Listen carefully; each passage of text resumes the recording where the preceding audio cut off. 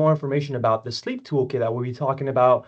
And I'm hoping with all these educational webinars, just a reminder, they're always recorded. Myself and my internal team, we're always here to provide as much value as we can. Hopefully you get as, really great, amazing information. And all this information is utilized for you to hopefully implement and just take action and implement this on just your regular daily life. Okay.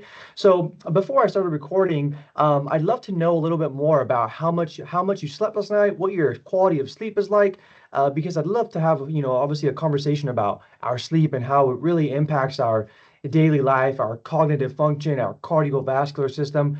I'm not going to get too scientific on this webinar. I just really want to give you some value and really give you some amazing resources and hopefully some advice and some tips on you to utilize. That way you can improve your sleep and hopefully get better quality sleep, because we all know that sleep is so important for, gerontology and aging and all these other different things. So I'm really excited to present, and hopefully you get some amazing value. If you're from Roseville, please give me a little party hat or a little heart or a little thumbs up. That way I can show support from my team here in Roseville. And if you're on my internal team, Brooke, Christy, Jenny, Kimberly, Stefan, Chris, please give me a thumbs up. That way I know that you're here supporting. Again, all my internal members, they always do amazing work. So please join their cookie webinars, join their educational webinars, and all these other national and local programs that we have for you all, okay? And just a reminder, everyone, this webinar is educational only. It is not intended to provide any medical or supplementation advice. We're just using the knowledge that we have practically and the knowledge that we gain from our education and from other experts in this field, okay? So thanks again so much for joining, and thanks so much for participating in the chat. Diane Hansa says about 7 hours of sleep. And then Ryan says quality is about 40% of the time, but otherwise rather restless. I'd love to ask, how many hours of sleep does the average adult need per night? What do you guys think? Do you think it's A, B, C, or D? Let me know in the chat what you guys think that answer is. Nazir says C. Janet says C, a lot of C's. Jeffrey says B. Jeffrey says B. Brooke says B. All right, so here is the answer, everyone. The answer scientifically says 7 to 9. Now, that could vary between person to person.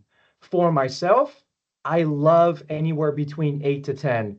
I love sleeping. I have a really interesting relationship with sleeping.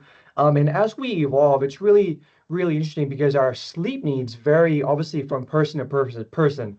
Has anybody ever heard the term sleep like a baby? Does anybody here sleep like a baby? I'd love to know in the chat. Does anybody here sleep like a baby?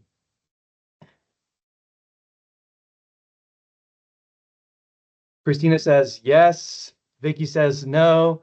Brooke says sometimes. Kathy says I do. Well, I encourage you to not sleep like a baby. And the reason for that is because babies have fragmented sleep. That means they're sleeping in intervals. So they're sleeping a couple hours, they're waking up, sleeping a couple hours, they're waking up. I would love for you all to have 7 to 9 to 10 hours of uninterrupted sleep, maybe with 1 or 2 bathroom breaks in the middle, or maybe just waking up because you checked the clock or other different reasons. So while your parents are drinking and taking care of the bills, Christopher says that. Yeah, I don't have kids myself, but I could just imagine how that is going to be, or how that is for you all. So again, I don't like the term sleep like a baby because babies have fragmented sleep. So I'd love for you all to get 7 to 10 hours of uninterrupted sleep with maybe 1 or 2 wake-ups in the middle of the night. It's interesting too, because as babies, they move into their children or their teenage years, their sleep routine becomes more aligned with their parents, right? Which this gets us a little bit into chronotypes. Does anybody here know what their chronotype is? I am an early morning chronotype person, meaning I like to go to sleep around, I start my wind down routine around 8 p.m. and I'm asleep by 9 to 9:15. I wake up around 5:15 to 5:45. That's usually my window right there. So I'm not super early morning person, but I'm an early morning person. Does anybody know what their chronotype is? would be interesting. I'd love to know if you know what your chronotype is. There's various chronotypes. There's early morning, super early morning. There's neutral. There's evening. There's night owls. There's all these other different aspects. Sherry says 10 p.m. to 6 a.m. It's a great. Never heard of chronotype. Looking it up now. Cool. I have a link that I'll share for you at the very end of the webinar to where you can take a questionnaire and that will give you your chronotype.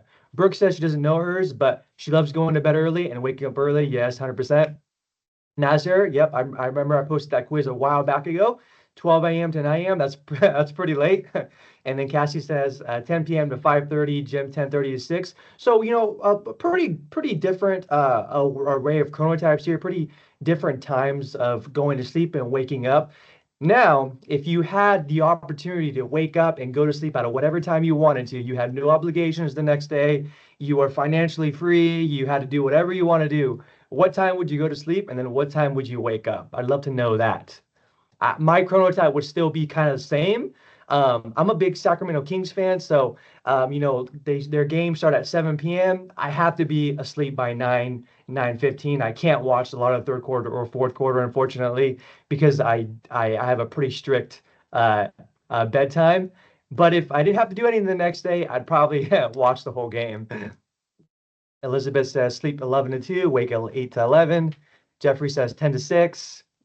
And then Diane says sleep around midnight, get up around 8:39. Wow, that's pretty late, but I'm glad you're waking up at 8:30 to 9. So thanks everyone for sharing. I really appreciate it. Like I said, as babies move into their teenage years, their routine is kind of basically mimicking their parent, right? They have their own chronotypes, they have their own sleep schedule. So teenagers can kind of are a little bit aligned. Now, as they start getting older, adult sleep routine is based on values, lifestyle choices, and chronotypes. So if we could all remember our days in high school or college, maybe we had sports, maybe we had a lot of homework, maybe we started dating and getting phone calls from our our partners or boyfriends or girlfriends, and my parents didn't really like that, but yeah, I mean, you start developing your own kind of chronotype, and chronotypes are interesting because you're biologically, it's not given to you, actually. You kind of learn what your chronotype is as you get older. And as older adults, we tend to lose sleep. We have shorter cycles of sleep just because we start, stress, families, obligations, work obligations, all these other different things. They kind of start adding up as we get older. So our chronotypes can kind of shift a little bit.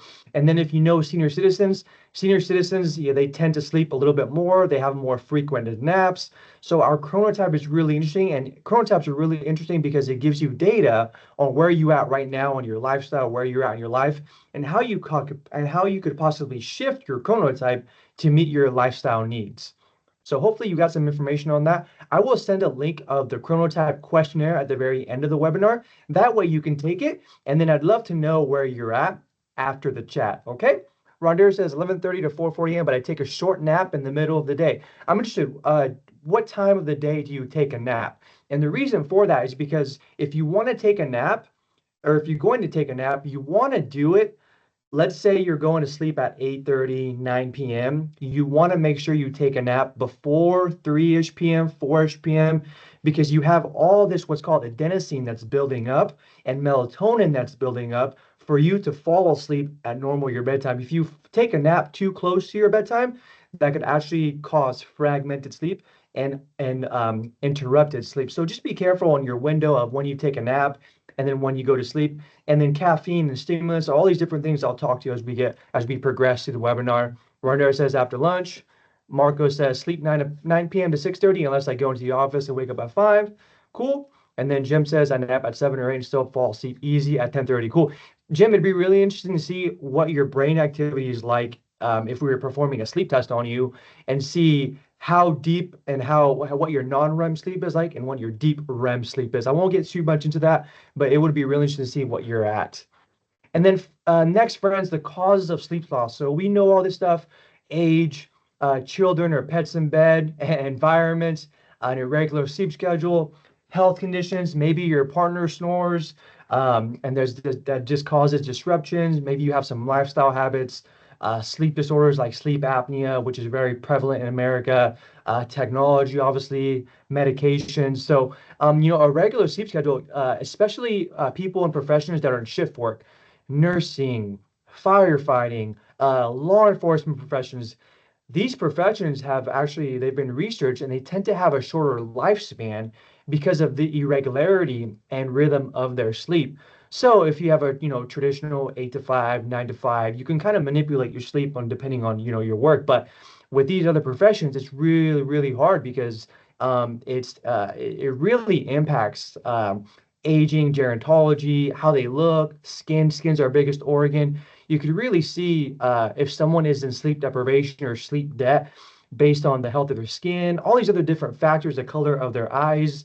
It's really interesting stuff. So if you're not in shift work, be blessed, praise, because hopefully you have a so regular sleep schedule.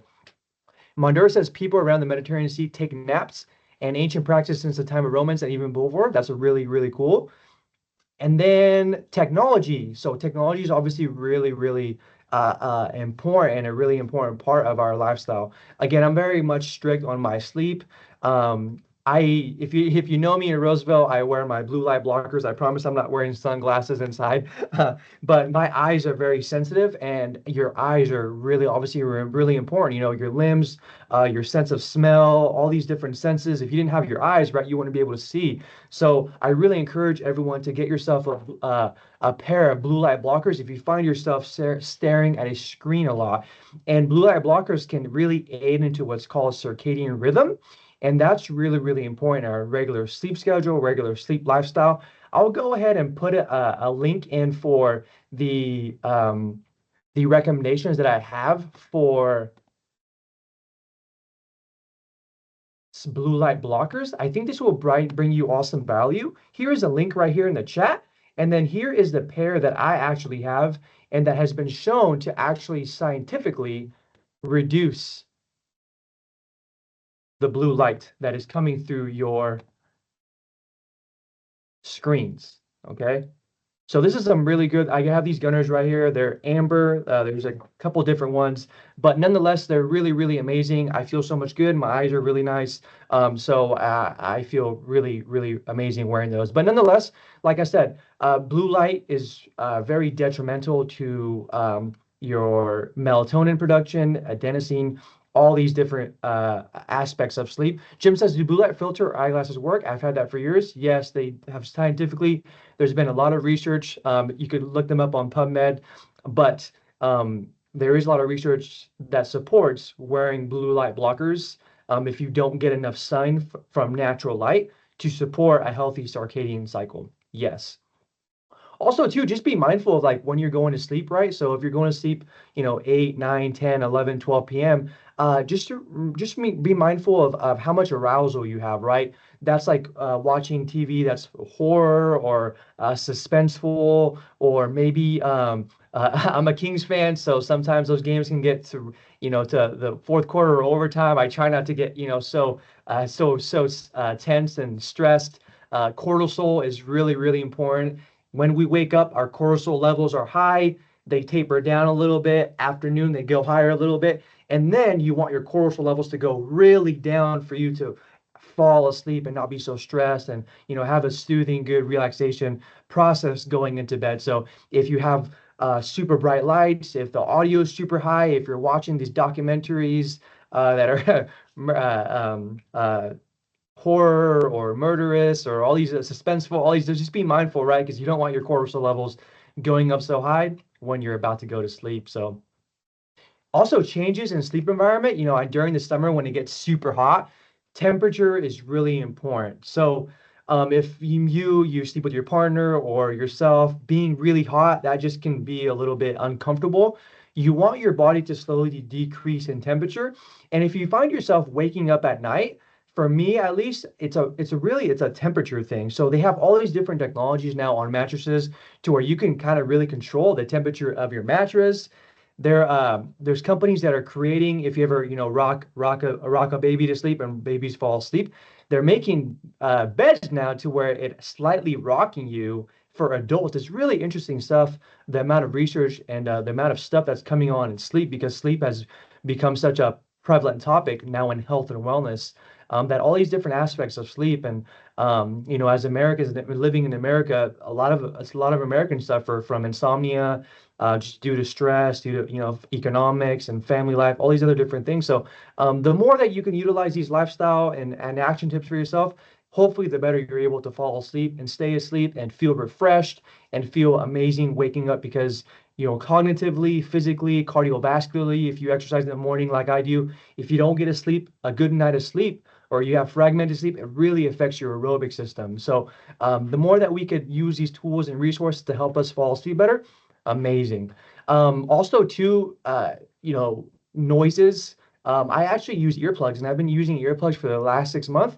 I also put those into the chat so that way you have a little bit of brand recognition and see if this can help you all. But I really enjoy using these earplugs just because I live behind an emergency room and I also live right above or right below a helicopter and UC Davis Medical Center. And man, I've become numb to the noises now a little bit, but my wind down routine, 30 minutes going into bed, I put my earplugs in, and that just helps me. It's part of my routine, so my body recognizes that, hey, it's this person, I'm going to sleep now. So I put a link in the chat. Earplugs have been really amazing for me. If you're a light sleeper like I am, or if your partner shifts a lot, or if they snore, or like I said, if you live near a freeway and there's cars going by super fast. So it's really, really important. Elizabeth, you make a really good point. What you're reading too, 100%. When you read something that's a bit more stressful and impacts your ability to sleep, that is 100% correct. Again, back to lifestyle, back to recognizing yourself, taking care of yourself, 100%. Brooke says, thanks for sharing these. I've struggled to find a comfortable pair of earplugs. I had to wear them when I travel. Yep, that's also too. If you ever purchase them, there's a little like a dot in the middle. I take the dot out just because the first 2 weeks can kind of be a little bit weird for your ears. I take that out. I feel much more comfortable. But also, your partner, sometimes your partner snores, your pets can get hot. I know my little dog Willie, he loves to sleep between my legs, and sometimes he'll get a little hot and he'll shake himself, and that'll wake me up, obviously. But who doesn't love sleeping with their pets? I have a little German Short Pointer, so I love my dog. But nonetheless, if you're super strict, obviously train them to sleep, and their own separate bed, or what we do now for Willie is we'll put one blanket over him so he feels more protected and more comfortable. But yeah, also have a conversation with your partner about sleeping separately. I know this is a big topic too in relationships and marriages. Maybe it might make sense for you to sleep, differently. Like if you have a different schedule than your partner wakes up much more earlier than you, much more later. It affects your sleep, right? I think it's important to have these conversations because if you don't, it could lead to, all these negative conversations, all this maybe resentment. So it's really important to be communicative and just really see how you could compromise and how these things can fit your needs. Kimberly says she has tinnitus. Oh, wow. So earplugs are uncomfortable for me, but I also live next to a hospital. Yep, with an Air Life helicopter flying. That's 100%. She uses white noise. I have not experimented with white noise. I do have a fan that kind of runs in the middle of the night, so I don't really notice it, but it keeps me cool. So I mean, that could be something that's helping me sleep better for me. But Christopher says white noise works for me, 100%. Again, all these aspects, all these different resources, whatever works for you, man, please keep doing it because as we get older, right, we really need good quality, uninterrupted sleep for us to thrive. Stress causes fragmented sleep, short naps. This can be, financial stress. It could be emotional stress. It could be trauma-induced stress. I'd love to share a little bit of personal information. I used to be homeless. I was homeless for about a year and a half. And at that time, I was coaching CrossFit in the morning, and I was also competing in CrossFit at the regional level. So if you know anything about CrossFit, there's the games. There used to be regionals, which is now sanctionals, and then the open and just regular local competitions. But I was back in the team of six, and oh my gosh, like sleeping in my car, sleeping at gyms, sleeping on my friends' couches, coaching CrossFit in the morning, doing CrossFit 3 times per day, sometimes four. My body was like, it just really goes to show how resilient your body is. And at that time, 5+ years ago, oh my gosh, like I was putting my body through so much. So sometimes I have a little bit of that trauma from sleep because coaching CrossFit super early in the morning, and now actually I really love sleeping, and that's why I'm so strict with my sleep routine because I don't take it for granted. So again, all these different resources, just it's important to have these conversations with yourself. Maybe go see someone, maybe talk to a therapist or a counselor or people that you can trust because these conversations are important in order for you to actually take action and realize what is actually going on.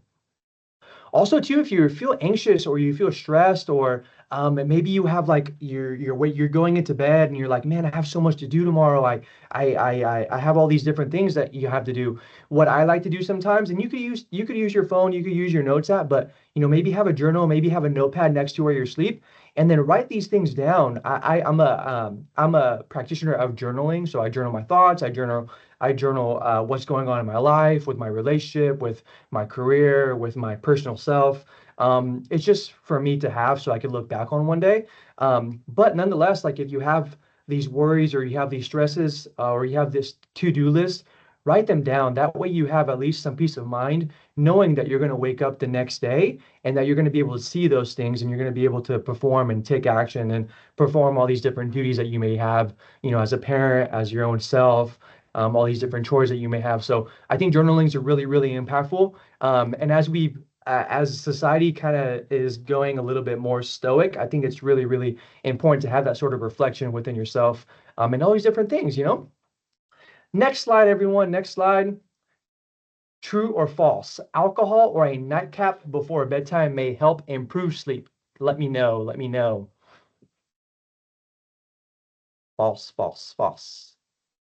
False, false. That is correct, everyone. That is correct. Alcohol really causes fragmented sleep. So if you're going to drink alcohol, I encourage you to drink alcohol 10 plus hours before you're going to bed. That's not realistic, obviously, but alcohol, there's scientific research that there is no benefit to drink alcohol. There doesn't do anything for you. It doesn't give you protein, carbohydrates, the way you process it, the way you digest it.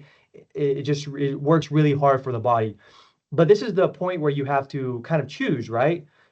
Because you want to live a nice, happy, social life, and if drinking alcohol every once in a while is in alignment with how you socialize or how you want to hang out with friends or how you just want to sometimes unwind, hey, go for it. We all make choices, and it's okay. It's 100%. We're all humans, and we have our decisions. But I would encourage you to drink alcohol a lot of hours before going to bed. Sleep is also divided into categories of REM, which is rapid eye movement, which is when you dream, and non-REM. There is a cycle that continues throughout the night, starting with non-REM, followed by a brief period of REM. Deep sleep occurs in all these final stages of non-REM sleep. I'd love to know in the chat, what do you think is more important, everyone? Non-REM sleep or deep non-REM sleep? I'd love to know where you're at right there. Deep non-REM sleep or deep REM sleep? What do you think is more important? Ryan says deep. Christina, you're right. Science says day drinking is best, 100%. Yep. Laura says deep. Jim says non. Brooke says deep.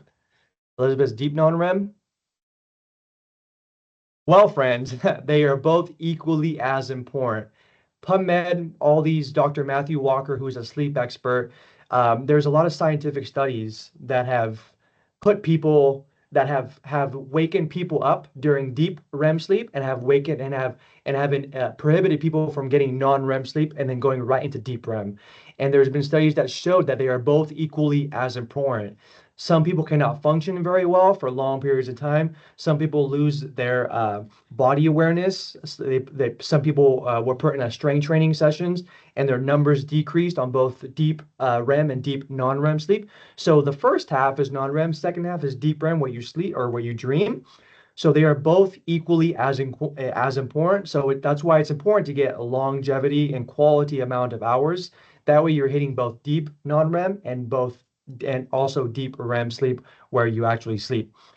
Ryan says, when I used to regularly track my sleep schedule, deep sleep consisted of about 10 to 12% of my night on average. I don't know what the actual percentage is on how much you should allocate, but they are both equally as important. I'll do my own research on that. But thank you so much for sharing. Uh, Next, everyone, some tips for sleeping well. So we have some, obviously one of the most important ones is being physically active, right? Moving more can mean sleeping better. But this is also really important in fitness and your fitness relationship and your health and wellness journey is you need to be mindful of when you move. So if you have a bedtime at 10 p.m., but you're doing CrossFit at 8 p.m. or 9 p.m., or you're doing a heavy strength session, or you're doing something long aerobic, that might not be the best time for you to exercise because cortisol levels are really high going into bed. So, again, moving is important for circadian rhythm and sleep, but you also need to be mindful of when you move and when you're performing these intensity sessions because research shows that exercising late into the night causes, sleep disruption due to cortisol levels and stress being higher. And if you're at a facility where there's bright lights and you're going right at that, that's just not a very good a recipe for a successful night of sleep. Sure, if you've been doing it for a long time, your body has built up some adaptation and your body recognizes what you're doing. But I can guarantee that if you were put on a sleep monitor, you're probably not getting the best quality sleep, even though you may feel refreshed and you might feel good the next day. Avoid heavy metals and obviously liquids before time. That's also, pretty self-explanatory. It's actually perfectly normal to wake up once or twice during the night because, you have to go to the bathroom or maybe you just kind of wake up. I'd love to know though in the chat, does anybody know exactly around what time they wake up in the middle of the night? I'd love to know. Depending on when you go to sleep, depending on when you wake up, you're like, hey, Dorian, I always wake up at 2:14 a.m. in the morning for some reason, or I always wake up at 3:17 like I woke up this morning. Does anybody know why? Karina says 3:15. Michelle says 3 a.m. It varies typically around 2. When I have to go to the bathroom, David says 3, sometimes between 3 and 4:30. Does anybody know why you are possibly waking up at that time every time? Does anybody know why? Julie says 10:10 and 2:30. This is a really, really big thing that sleep expert Matt Walker says to not do. Hello? Bathroom needs? Yeah, go for it. Yes. Go for it. Or I can buy something since I'm out. Oops. Looks like somebody might be on mute. Nonetheless, if you could mute. All right, perfect. Friends, the reason why most people know what time they are waking up in the middle of the night is because they look at their phone or they look at the clock.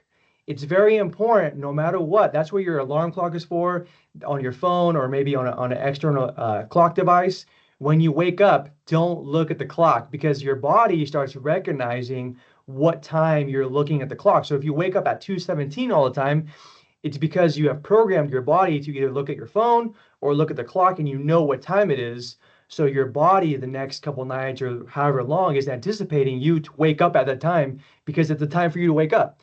So when you wake up, you need to go to the bathroom. Maybe you wake up in the middle of the night. Do not look at the clock.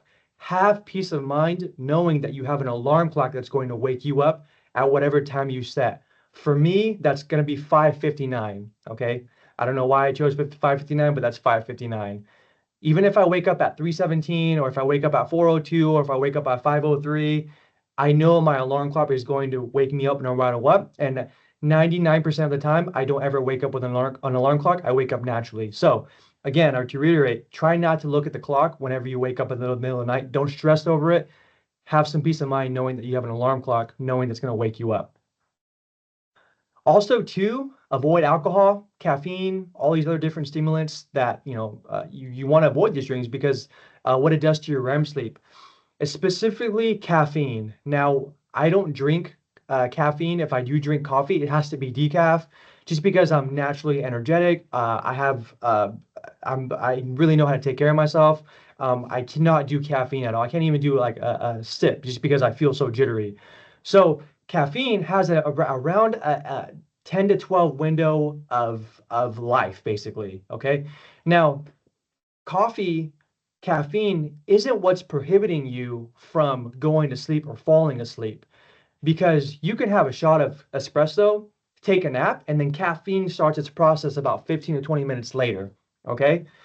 But caffeine has a long lifespan, and what caffeine is doing for you is it's prohibiting adenosine. Adenosine is a neuromodulator, and caffeine is blocking adenosine. So if one day you have a really bad night's of sleep, maybe you get 5 hours, right? And you're used to getting 8 or 9. And then the next day, and then you drink coffee, right? And then going into bed or, about 10 hours before going to sleep. And the next day you drink coffee again. You're building all this sleep debt, right? You have all this adenosine that's being built up. The more that you drink caffeine, the more that you drink coffee, you're continuously blocking that from helping you to go fall asleep and go to sleep and get a deep night's rest. So if you're going to drink caffeine, it has to be around 10 to 12 hours before going to sleep. Now you could say, hey, Dorian, I drink caffeine, man. It's 5 p.m. I take a shot of espresso and I fall asleep just fine. Hey, that could be true. Again, your body is very resilient. It builds up so much adaptation.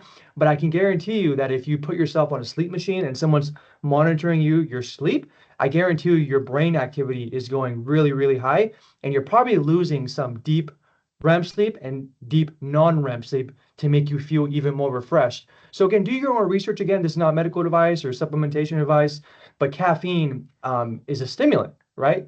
So please just be mindful of when you drink caffeine, how often you drink caffeine. If you're having to use these stimulants in order for you to get through your day, it's important to audit and just recognize that maybe it's a lifestyle thing. John, I have not used a sleep machine, but that's something I might do in the future. Next, get exposure to natural light during the day. I wake up, I drink water, I open up my curtains, I start viewing light. That's telling my body, okay, cortisol levels are starting to go high. I'm going to get ready to go exercise. I can start my day. Light can really be reinvigorating for you. Obviously, vitamin D, all these different things. Going for a walk maybe early in the morning, where the UV rays aren't super heavy. All these different things, light can really help you wake up and really can promote a healthy circadian rhythm. Also, too, obviously sticking to a consistent sleep schedule, that's obviously really important, right?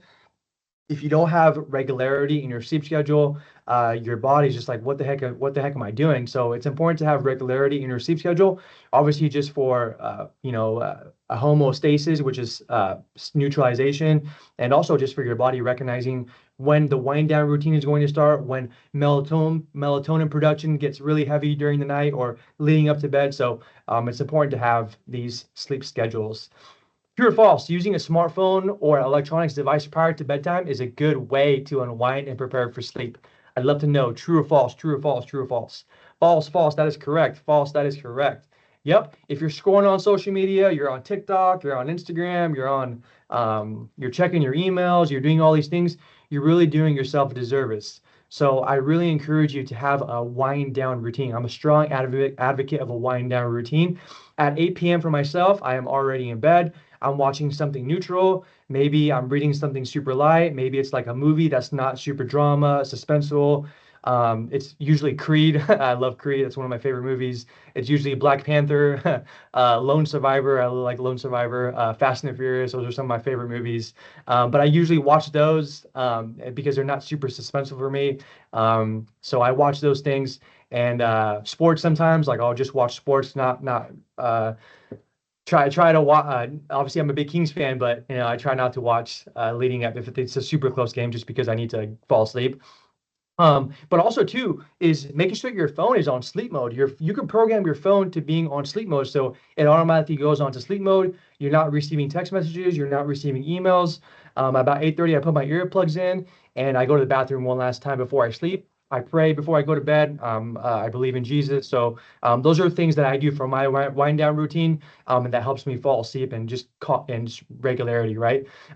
If you have trouble falling asleep too, again, do not stress, or your brain will associate you not sleeping with your bed. And that is the last thing you want to do, because your bed should be your sanctuary. It should be the place of rest. It should be the place of where you sleep. So if you're in bed for more than 20 to 30 minutes, get up, don't turn the light on, don't drink water, don't eat any food, go to a different part of the room. Maybe you meditate, maybe you read a light book, maybe you do some other things, right? But the last thing you want to do is toss and turn and stay in bed, because again, just like your body reacts to you waking up at the same time every night, it will associate you not sleeping with your bed, and that's the last thing you want. So again, go to different parts of the room. Don't eat, don't drink, do something non-stimulating. Do not look at the clock, and don't stress over the fact that you cannot sleep, because you're going to build sleep debt. And sleep debt is good in the sense that you're going to have all this adenosine built up. And then finally, hopefully after 1 or 2 or 3 days, you're going to have so much adenosine and you're just going to fall into a deep sleep and start regulating your sleep schedule again. Next slide. We're almost done here, everyone. I know it's taking a little long, but I guess you can tell I'm pretty passionate about sleep. I can't wait to fall asleep tonight. You'll always, obviously, when you want to follow a bedtime routine, you can, unless you're using an iPad or Kindle, make sure that you have a really dim light and you have your device on night shift mode or yellow. If you can see my phone right here, my phone is on yellow mode. It's always on yellow. But if I click these three buttons, 1, 2, 3, it goes automatically to red. Usually around 6 p.m., 7 p.m., my phone gets on red. It's much easier on my eyes when I get home. I do wear some blue light blockers. They're not as amber. They're a little bit more clear on the lens, but my phone is at red. So those are really things that you can utilize for yourself. Again, for melatonin production, for regularity, for habits, for all these different things that can promote a healthy sleep cycle and just different good lifestyle points of performances for you to take action on. Avoid mental stimulation, obviously. Turn off your electronics. Obviously, sometimes you need those. There's an emergency, or maybe your child is watching something on your phone or iPad. Just obviously yourself best, right? So if you're struggling with something, if you know the phone is a problem, maybe you need to have it in a different part of the room, or just cut it off at 45 minutes before going to sleep. All these other different things. Sleep environment too. You want to consider the type of mattress and sheets that you have. Some people, they like to spray lavender on their pillow, on their mattress, on their sheets, because lavender has a promoting smell for melatonin production. So that could be something holistic that you try. Consider your pillow, right? Some people like their pillow fluffy, firm, all these, same thing with their mattress. There's also a lot of research that shows that if you sleep on a slight incline, you're more likely to fall asleep. I'm not sure why. I can't remember why that is. But sleeping on a sleep apnea. So if you're falling asleep like this and your mouth is open, that promotes sleep apnea, snoring. So it's better to sleep at a slight incline. That way you're getting better air through your nose and you're not having to breathe through your mouth. And if you breathe through your mouth, my partner's a dental hygienist, that causes bacteria, all these bad, nasty things in your teeth. So promoting and falling asleep and breathing through your nose is much better than through your nose. There's a lot of laughing going on here in the comments. Nasher says, depending on the game, for example, playing Monopoly or Mario Kart with my wife is bad for my sleep because I have to sleep on the couch after. Yeah, if you're either beating your wife on the video games or she's beating you on video games, it might not be the healthiest thing to do before going to bed. Keep it cool, comfortable, and quiet. Consider sleeping solo, like we've talked about. These are obviously conversations that you want us to have in yourself. When is it time to see a doctor? I mean, if you tried all these tips and you're still having trouble falling asleep or staying asleep, I'm always a big proponent of lifestyle first, right? Try to fix the things in your lifestyle that you can before you resort to supplementation, and before you use supplementation to then go to your doctor, right? So lifestyle, supplementation, and then going to the doctor. Those are you can mix those up if you want to, but I always start with lifestyle first. Yep, iPhones have a night shift display, which can be set to a warmer color spectrum. Yep, that's exactly where my phone is at, 100%. So again, you have trouble falling or staying asleep. That's, that could be a conversation you have with yourself and possibly seeing somebody. You feel unrefreshed after sleep, waking up, man, you're super groggy. You're just not very cognitively there. Your strength sessions or your fitness sessions are just not very good. That's obviously some feedback that your body is giving you. Something's going on. Maybe you have excessive daytime sleepiness. Again, drinking caffeine, drinking a lot of coffee in order for you to get through the day. You'll obviously want to audit that, and then consider seeing, you want to consider seeing a professional or a sleep expert, or maybe you go to the hospital, you fall asleep there for a couple nights, and they do some tests on you to see what's actually going on. So again, all these other different resources, they are here for you, and that's what we're here for. What will you do next, friends? Does anyone have a technique they would like to share? Type it in the box if we haven't talked about it today. I'd love to know. Going to bed, maybe you go to bed 15 minutes earlier. Maybe you unplug your electronics. Maybe you schedule a doctor appointment to discuss your sleep concerns. Maybe just try to commit to a consistent sleep schedule. Thank you, Julie, for joining. Again, all these different aspects are really important, and sleep is really, really important. As you can tell, I'm really passionate about it. So if you have any trouble, if you have some questions, please contact a sleep expert or a professional. That way they can give you the best medical advice, and you can wake up again feeling refreshed, because it's important for our partners, it's important for ourselves, it's important for the health of our families, and all these other different aspects of our work. I mean, you want to go into work feeling great and feeling cognitively refreshed and feeling like you take on these challenges. So again, if you have any trouble, please contact someone. Brooke says she purchased an alarm clock a few years ago and leave my phone on the other side of the room, and that has helped. Yep, 100%. Using the alarm clock, knowing that you're going to wake up at a certain time, that is 100%. Nancy says using a warmer around my neck to help me fall asleep. Yep. Weighted blankets have shown to actually produce better sleep results. I didn't talk about that, but weighted blankets has a really positive effect on a lot of people. Nazir says has a soft vibration alarms and have set for 9 p.m. Yep. Burke says she loves the weighted blanket. So again, friends, I hope you guys got some super cool value out of this. We ran, 11 minutes over. Thank you so much for coming. Again, all these webinars are for education purposes, and we are really passionate about the things that we do. Hopefully you were able to get some value today. I'm going to launch the poll really fast. So hopefully you can give some feedback on our webinar. And if you liked it, if you enjoyed it, if you did not like it, let us know. I will share this poll.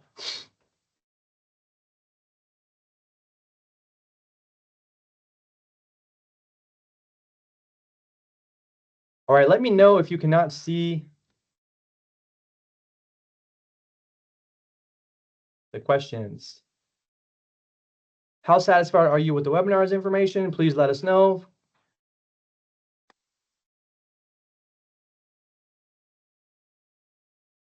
Looks like it's live now. Again, how satisfied are you with the webinar's information? Let us know, please. I'm going to put on my blue light blockers. Debbie, you can go ahead and come off mute. You have a question? Next question is, I intend to take action on the information I learned in today's webinar. Hope you all got some value. What's up, Debbie? This is Debbie. My husband was curious about the sleep rings. Yes, Aura rings, sleep rings. Yep. Do they help or? There's a lot of research that's coming out about that. Third question, everyone. What topic would you like to see in the future? There's a lot of research that says that it does help, but it's very dependable. Like some people get too dependable on this. So like, let's say they wake up and they have a bad night's of sleep and their Aura ring is telling them, hey, don't go train. Some people become too reliant on it, right? So because they get too into the data. So it's up to you. There's a lot of conflicting research that says that it's positive and also negative. I really encourage you to try it, because it could be a life-changing thing for your husband, and he starts seeing this data, and then maybe that data is correlating to lifestyle changes, lifestyle behaviors. So it's worth a try. Okay, thank you. Of course, of course.